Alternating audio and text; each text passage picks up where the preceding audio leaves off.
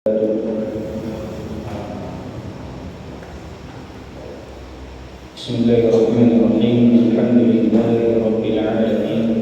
Wassalatu wassalamu ala nabiyyina Muhammadin wa ala alihi wa sahbihi ajma'in. Wala hawla wala quwwata illa billahil aliyyil azim. Subhanaka la ilma lana illa ma 'allamtana innaka antal alimul hakim. Allahumma inna nas'aluka 'ilman nafi'an wa rizqan thayyiban wa 'amalan mutaqabbalan. Amin ya rabbal alamin. Melanjutkan dari kitab Riyadhus Shalihin dalam bab Al-Amru bi Ada'il Amanah. Perintah untuk dalam bab perintah untuk menunaikan amanah.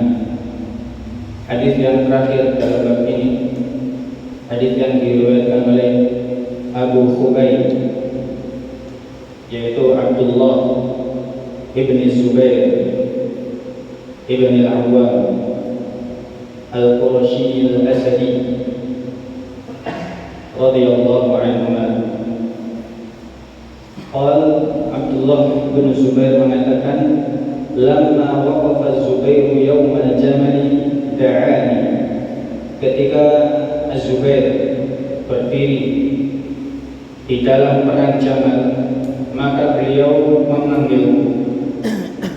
Faqumtu ila jambihi, dan aku kemudian berdiri di sebelahnya. Faqal, maka beliau Az-Zubair mengatakan, ya bunayya, wahai anakku, innahu la yuqtalu al-yawma illa zalimun aw mazlumun.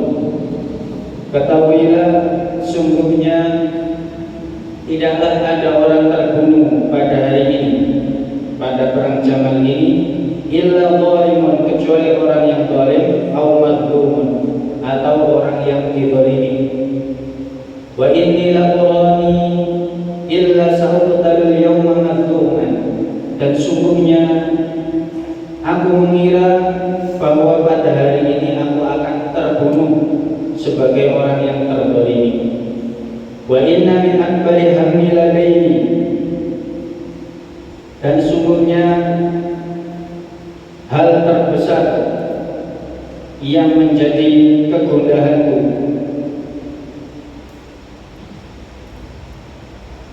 yaitu hutang.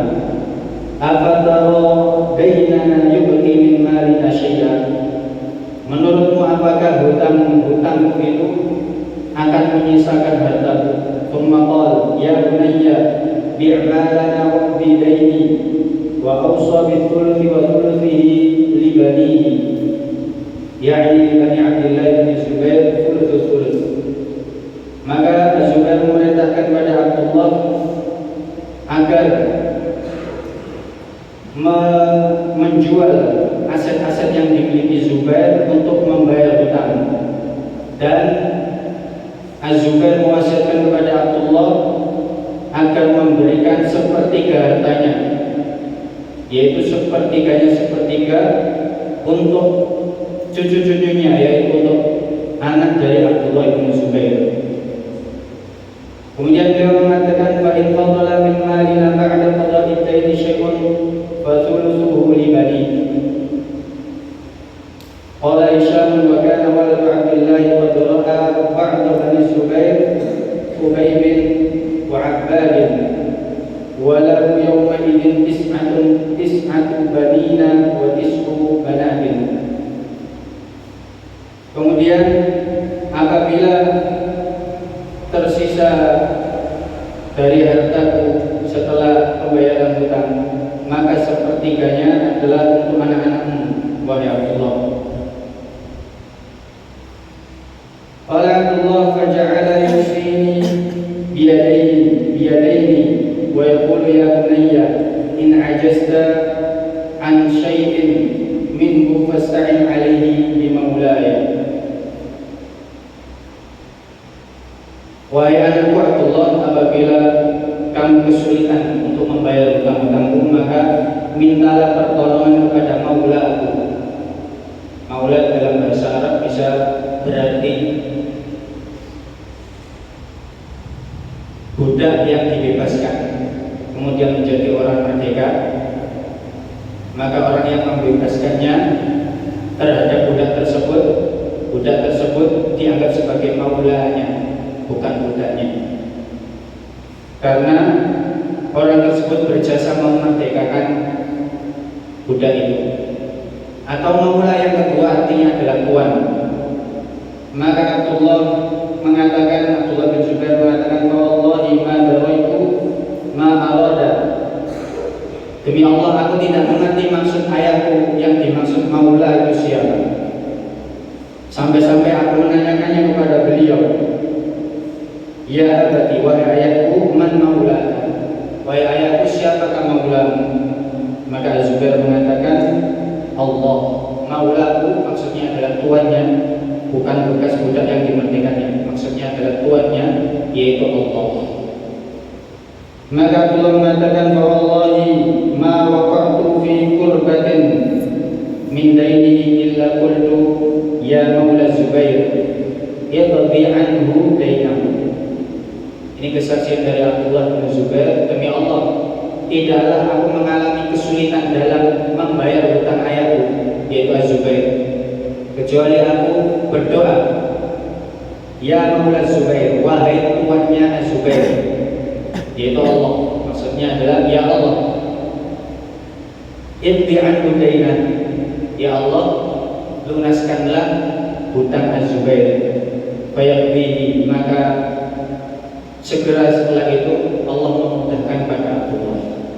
Dan seterusnya hadis ini lumayan panjang, yaitu hadis yang menceritakan wasiat Az-Zubair bin Al-Awwam kepada anaknya Abdullah. Saat perang Jamal. Kemudian Abdullah melaksanakan semua wasiat ayah beliau, yaitu Az-Zubair. Dari hadis ini diambil beberapa faedah. Hadis ini diriwayatkan Imam Al-Bukhari. Yang pertama, disyariatkannya seseorang yang akan berangkat perang agar memberi wasiat, karena dalam kondisi perang tersebut bisa jadi orang itu akan meninggal dunia. Maka disyariatkan untuk berwasiat dahulu sebelum berangkat perang. Yang kedua,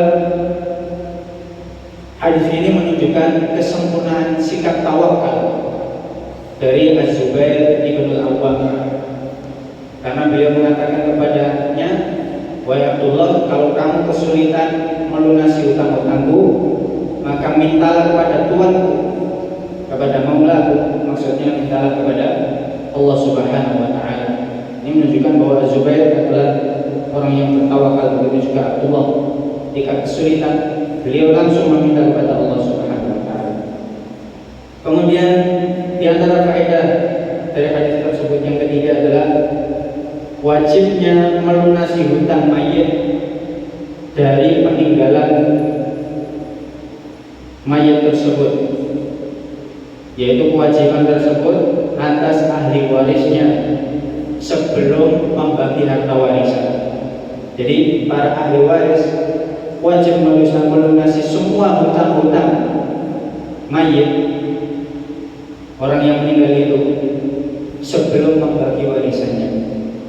Di dalam hadis ini, ketika para ahli waris Az-Zubair meminta Abdullah agar segera dibagi warisannya, maka Abdullah mengatakan, tidak akan aku bagi warisan Az-Zubair tersebut sampai 4 tahun aku umumkan orang-orang yang memiliki sangkut pautan hutang piutang.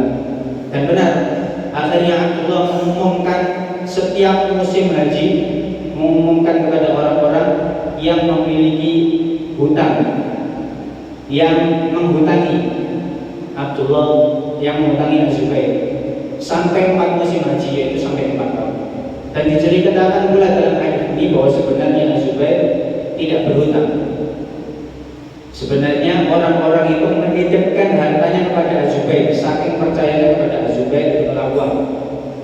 Dititipkan kepada Az-Zubair, akan tetapi Az-Zubair menolak hal tersebut.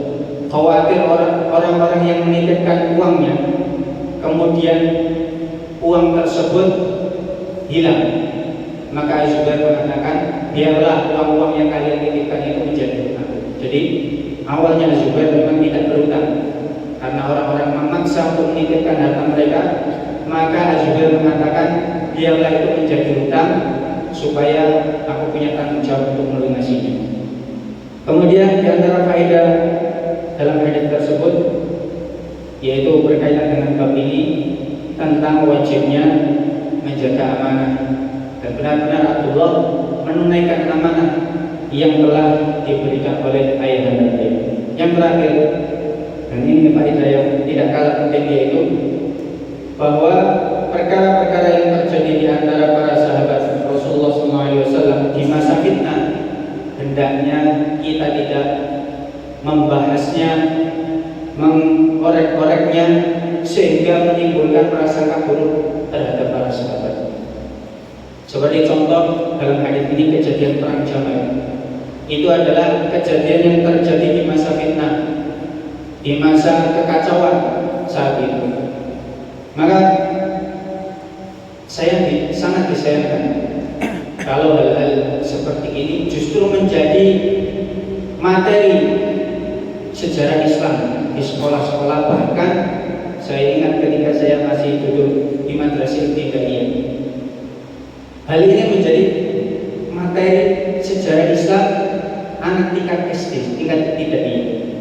Padahal ini sesuatu yang tidak lain, karena pembahasannya adalah konflik di antara para sahabat.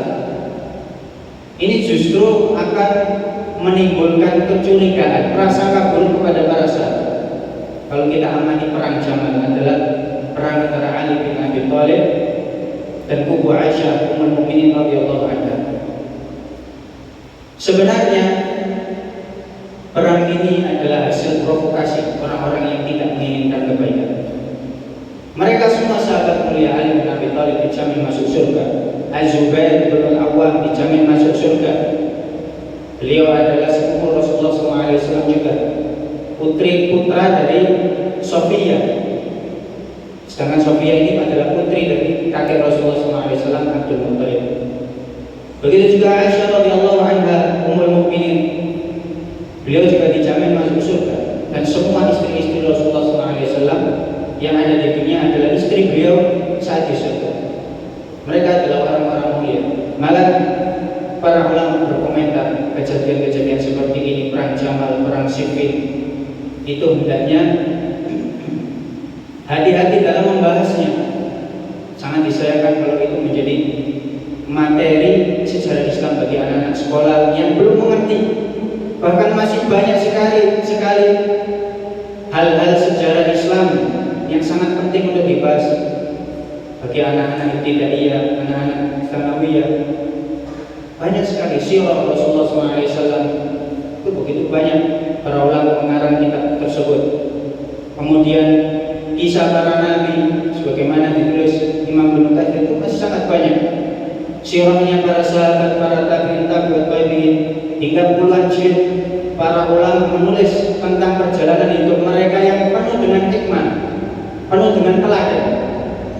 Maka seharusnya sejarah-sejarah yang diajarkan kepada anak-anak kita itu tentang hal-hal tersebut, bukan tentang hal-hal yang rumit. Seharusnya pembahasan ini adalah pembahasan tingkat lanjutan. Maka ya ada kekhawatiran bahwasanya hal-hal tersebut sesungguhnya dari orang-orang yang tidak menyukai Islam, sebagaimana sekte Syiah. Ini mereka mencela para sahabat, mengatakan Aisyah, Abu Bakar, Umar, Utsman semuanya di neraka. Dan ya, bisa jadi orang-orang tersebut membuat buku-buku yang akhirnya meracuni generasi Islam. Bahkan guru saya sendiri ketika saya kuliah, guru saya ketika tidak diam mengatakan kepada saya heran bagaimana mungkin Utsman masuk surga. Ini kan perkataannya berat sekali. Beliau heran kalau Utsman itu dijamin masuk surga. Ini sangat aneh sekali perkataannya. Dan akhirnya saya jelaskan. Dan alhamdulillah sekarang beliau yakin bahwa semua itu adalah kesalahan. Dan hendaknya ini kita luruskan dalam pembahasan masalah sejarah. Jadi hendaknya kita berhati-hati ketika membahas hal-hal yang ada pada masa fitnah antara para sahabat radhiyallahu anhum ajma'in. Mereka semua dipuji oleh Allah dan dipuji oleh Rasulullah SAW tentang kebaikan mereka. Bahkan sebagian besar mereka sudah dijamin masuk surga. Maka hendaknya kita mempelajari sejarah-sejarah kehidupan mereka yang penuh dengan teladan dan kita ajarkan kepada anak-anak kita. Semoga kita semua bisa meneladani